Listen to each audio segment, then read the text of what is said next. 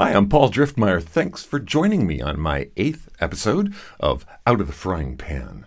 I want to thank you for your time, your attention, for stopping by my little podcast. And to you subscribers, thank you so much. I appreciate you more than you can possibly imagine. Let's get right down to it. She said, assuming that my school experience, my young school experience, had been anything even remotely like her own, she said, I barely remember grade or high school. What makes you think yours was so special?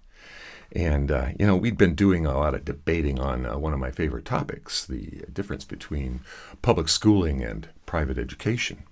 And we'd gone around and around about my wackadoodle idea that public schools are nothing more than a poor simulacrum, a pretense of an actual education. But she asked that age-old question that my neighborhood friends back in the 70s had asked, and just as derisively, what makes your school so special? And I said, where do I begin telling you about my little school on the hill? It was little. There were only about 40 kids in the school at that time. That was its second year of existence. It was private. By private, I mean that it was completely private.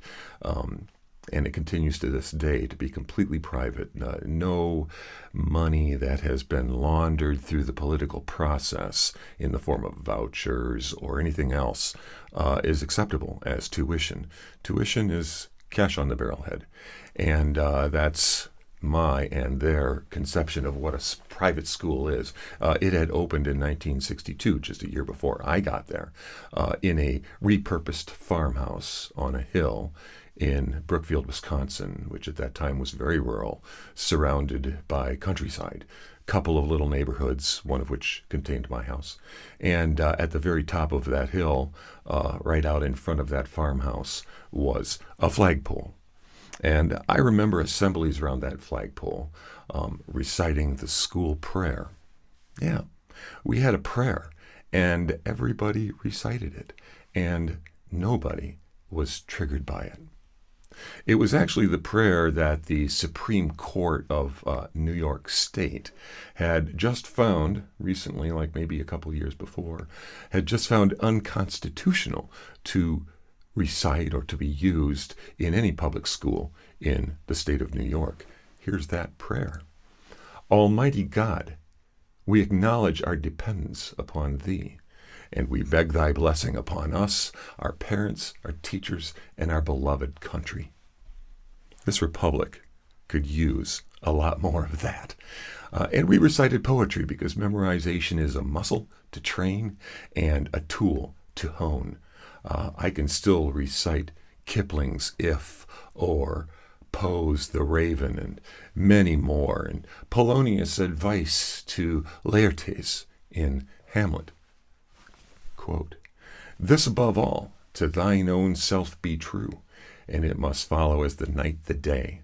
Thou canst not then be false to any man. And dozens more. I remember the words of inspiration and truth that our headmasters, Mr. Smeeth and Mr. Drez, poured out upon our little assemblage daily. Words that struck home and stuck with me even to the ripe old age of 5 or 6 or 7, because they spoke about fundamental and timeless truths and foundational principles that we could and probably subconsciously did apply in our day-to-day lives, and which continue to serve me a lifetime later. Truth, character, heritage, intellect, individuality. These are the 5 guiding principles and the stars for which we aimed. I asked the debater, were these values the backbone of your K through 12 experience? No? I didn't think so. That's why my experience was memorable and yours was not.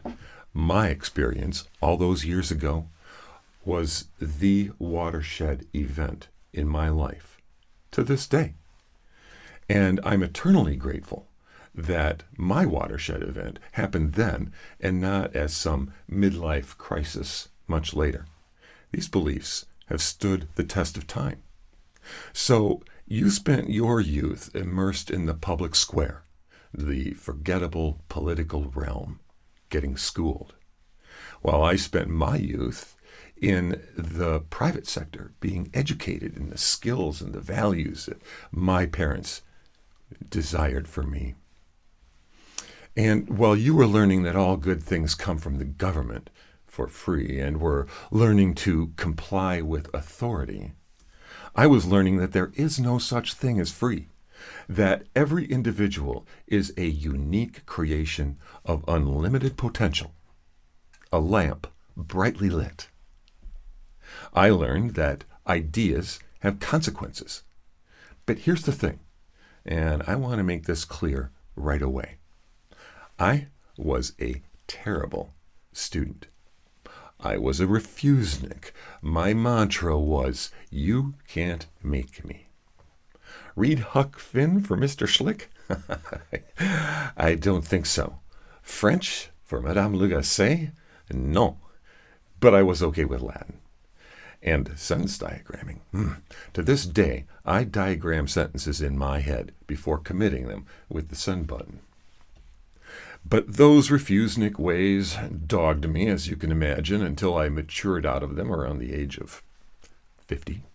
I jest. And somehow, a lifetime later, somehow all that important stuff comes bubbling up continually. The meaningful poems that I hated to memorize now punctuate my debate and my correspondence almost unbidden. Even Don Driftmeyer's lessons in algebra, calculus, and physics click into place at the most opportune times. Those 5 stars are never far from my mind, and they guide my thoughts, actions, relationships. I think the critical benefit of my folks' sacrifice, the resources, both tangible and intangible, that they poured out so that my sisters and I could attend the academy, was the insulation that ABE afforded us from the vectors of statism and dependence, which I honestly believe saved my life repeatedly over the past 3 years especially. It's as if my parents and the founders of this institution could peer into the future 60 years and more hence and predict with utter certainty that without those principles and motivations and metaphors and inspiring leaders, we, my sisters and I, my classmates, would all surely succumb to the hedonism and the sheep-like acquiescence of the 21st century. So this is why I think my school was so special. It has, in no uncertain terms, saved my life. I have had the great privilege of establishing and maintaining lifelong relationships with my academy family, even marrying one of the 4 young ladies in my bicentennial class of 1976.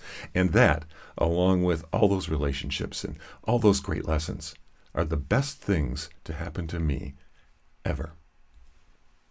And I concluded with this. Debater, your public school couldn't provide you with those things. And that's why your experience was unmemorable to you, and mine remains unforgettable to me. That's all I got for you. I sure appreciate your time, and I'd love it if you'd hit that like button and subscribe. I'll reply to any comment for good or ill. I'm Paul Driftmeyer. I'm at the Fat Shotter Studio, and this has been Out of the Frying Pan. Welcome back now here